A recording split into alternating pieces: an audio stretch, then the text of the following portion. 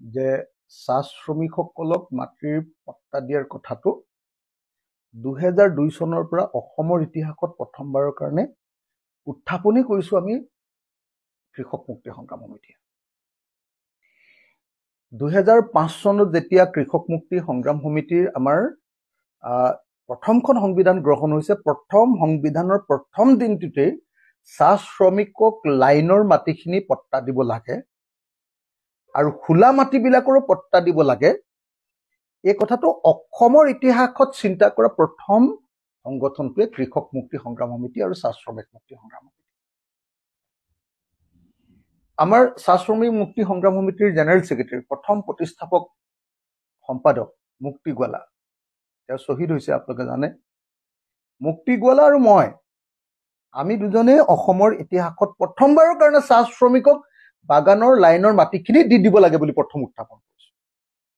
আৰু বিধানসভাতো আপোনালোকে সকলোৱে দেখিছিলে যে মই যিটো কথা কৈছিলো, মই কৈছিলো যে চাহ শ্ৰমিকক মাটিৰ পট্টাখিনি সঁচাকে দি দিব লাগে লাইনৰ, কিন্তু লাইনৰ মাটিৰ পট্টাখিনিয়ে নহয়, লগতে আৰু দুটা কাম কৰিব লাগে। চাহ বাগানৰ মাজত থকা যিটো দ মাটি, হোলা মাটি, য'ত ধান খেতি কৰে চাহ শ্ৰমিকসকলে, সেই মাটিখিনিৰ পট্টা চাহ শ্ৰমিকসকলক দিব লাগে। আৰু চাহ বাগানৰ পৰা গৈ ওচৰে পাজৰে যিখিনি মাটিত অসমৰ চাহ শ্ৰমিকসকলে বসবাস কৰে বা প্ৰাক্তন চাহ শ্ৰমিকসকলে বসবাস কৰে, সেই মাটিখিনিও দিয়াৰ ব্যৱস্থা কৰিব লাগে। লগতে এইটো কথাও কৈছিলো যে চাহ শ্ৰমিকসকলৰ দৈনিক মজুৰি 2016 চনত 351 টকা কৰিম বুলি বিজেপি চৰকাৰে কৈছিলে। 2016 চনত কৈছিলে আৰু ছমাহৰ ভিতৰত কৰিম বুলি কৈছিলে 351 টকা।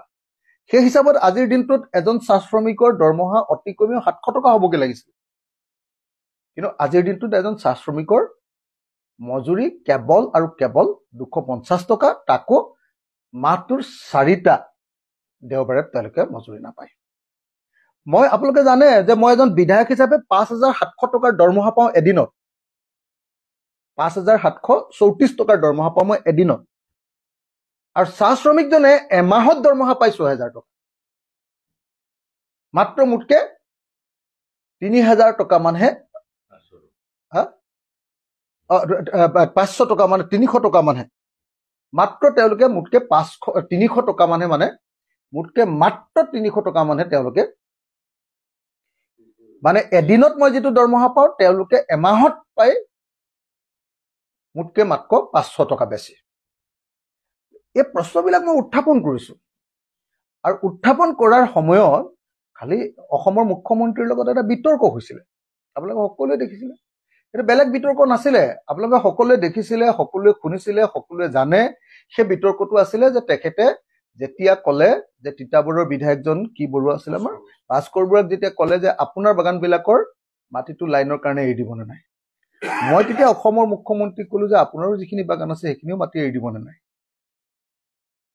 সেইখিনি কথা কোৱাৰ কাৰণে যদি কোনোবাই বেয়া পায়, তাৰমানে বাগানৰ মালিক অকল ভাস্কৰ বৰুৱাই নহয়, বাগানৰ মালিকটো হিমন্ত বিশ্ব শৰ্মা আৰু তেওঁৰ পৰিয়ালো। সেই কথাটোহে মাত্ৰ মই কৈছিলো, তাৰ বাহিৰেতো মই একো কোৱা নাই। সেই কথাটোকে এতিয়া মোৰ বিৰুদ্ধে প্ৰচাৰ কৰিব খুজিছে, কিন্তু মোৰ বিৰুদ্ধে প্ৰচাৰ কৰি লাভ কি আছে?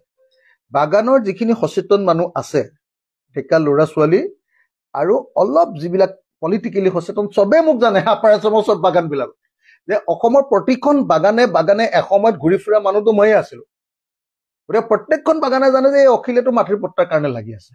এতিয়া অকণমান চান্স এটা ল'ব খুজিছে তেওঁলোকৰ হাততে, যিহেতু মিডিয়াতে দিয়া আছে। আজিকালি কি কয় আপোনাৰ এইটো চাহ শ্ৰমিক, কি কয় এইটো আপোনাৰ চাহ শ্ৰমিক সংঘ তেওঁলোকৰ যিটো আছে, ACMS আৰু বেলেগ বেলেগ সংগঠনবিলাক যিহেতু তেওঁলোকৰ হাতত আছে, এতিয়া মোৰ বিৰুদ্ধে এটা অপপ্ৰচাৰ চলাব খুজিছে। কিন্তু মই এইবিলাক অপপ্ৰচাৰ কেতিয়াও ভুলো যোৱা নাই, ভয়ো কৰা নাই কেতিয়াও।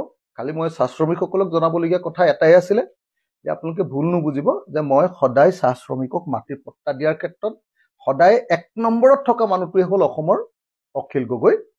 আৰু চাহ শ্ৰমিকৰ মজুৰি বৃদ্ধি কৰিব লাগে বুলিও সদায় বিধানসভাত প্ৰশ্ন উত্থাপন কৰা মানুহটোৱে অখিল গগৈ।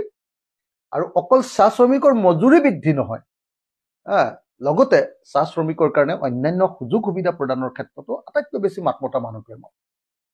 বিজেপি চৰকাৰে তেওঁলোকে চেষ্টা কৰিছে মোৰ বিৰুদ্ধে বদনাম আনিবলৈ, মইনো ক'ত ভয় কৰা মানুহ আপোনালোকে জানে।